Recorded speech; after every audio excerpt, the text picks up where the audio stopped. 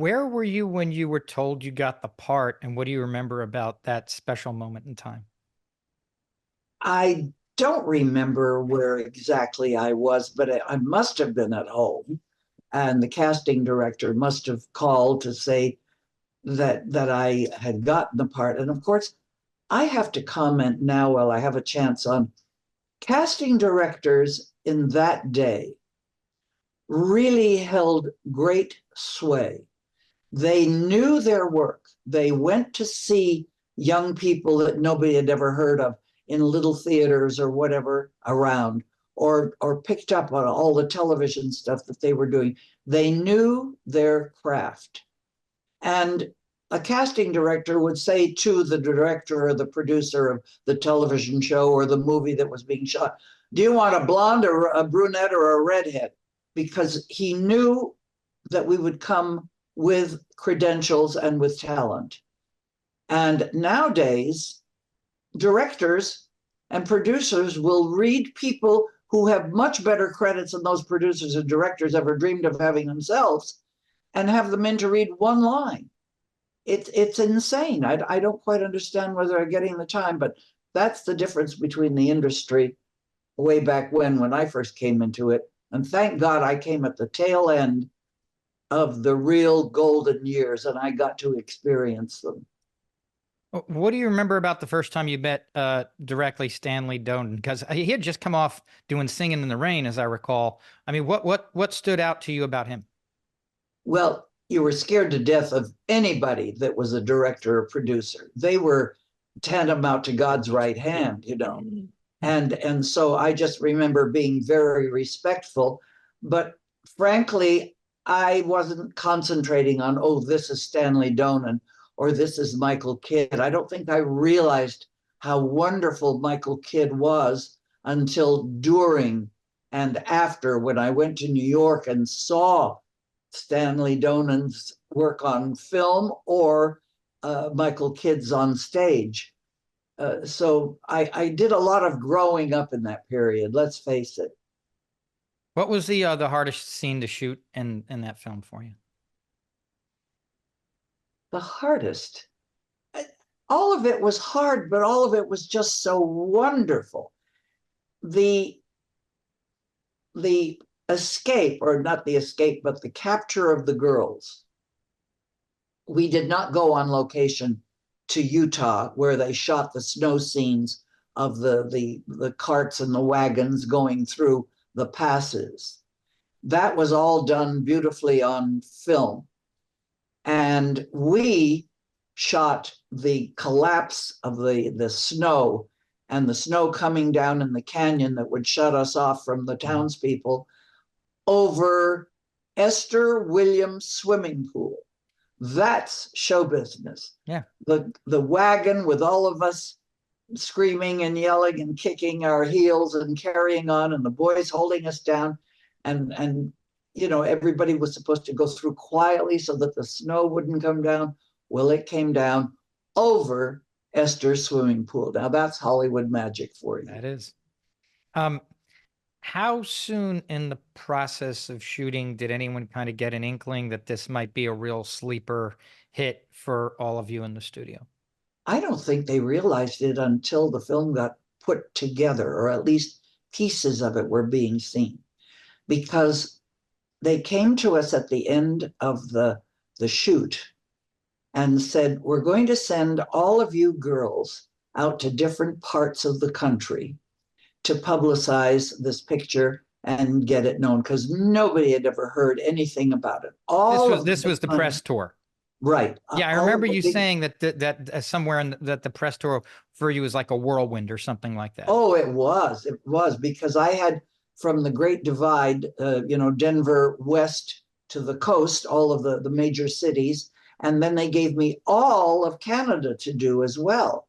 But the nice part, David, was that when the press people came to me and said, we're going to give you this portion and then it's going so well, we're going to send you across Canada. They said, you can never become a movie star with a name like Ruta Kilmonis, which was my real name. Of course, these were the days before they worried about Gina Lola Brigida or anybody. And I said, oh, okay. So we kicked around a lot of names and nothing really struck me. And I said, no, I want to keep the Ruta because it's a traditional, beautifully beloved Lithuanian name. And I want to keep that name. And they said, okay, but we have to kick around names to go with it. And nothing worked. And then one day somebody said, what about Ruta Lee? And I said, oh, that works because the diminutive of Ruta in Lithuanian, in Polish, in Yiddish, in German, in Russian, or anything is Rutele, Rutele, Rutele. Hey, Ruta Lee, that works. So that's when and where I became Ruta Lee. And amazingly enough, the man that did the titles on the movie screening obviously didn't get the message that my name had been changed. And it came out Ruta Kilbonis. And you know, all those people in Ames, Iowa, or Verdun, Canada, were saying, who the hell was that girl that was here saying that her name was Ruta Lee, that said she was in the movie? But it was a beautiful experience, and boy, did I learn a lot. What was it like seeing the film with an audience for the first time, and where were you? I mean, what do you remember about that experience? The first time was in Houston, Texas, when we all went down for the Texas opening, and it was so exciting. Of course, we didn't have jets then, you know, in 54, 55. So we went down on prop planes, and of course it was very thrilling. And then the major premiere was right here in Hollywood at Grauman's, not at Grauman's Chinese, it was at Grauman's Egyptian Theater. And so exciting to be there. Of course, it was a big shock to discover that my name wasn't Ruta Lee, but Ruta Kilbonis on the credits. But hey, stuff happens. What can you say? But a very exciting experience to do the red carpet for the first time and be part of a film that was so important. And what fun, because when you stop and think that all of MGM's big money was going into, what's the name of the wonderful movie about Scotland and the disappearing village? Brigadoon. Oh yeah. Brigadoon got all the money, and of course, big stars, you know, Gene Kelly and Sid Charisse and Van Johnson. And our stars were, of course, Dean, what am I saying? Dean Martin has been on my mind. Wonderful Mr. Jesus, can't think of his name. Jane Powell and Howard Keel.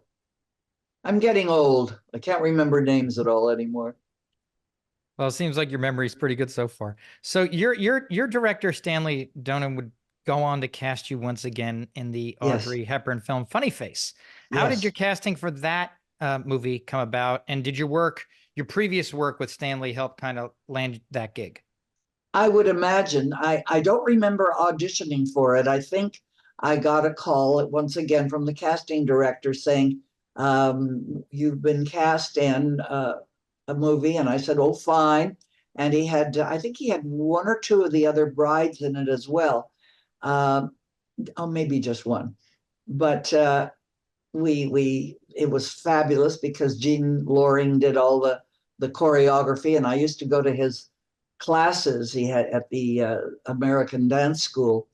So it was fun to dance again and to be part of this cast.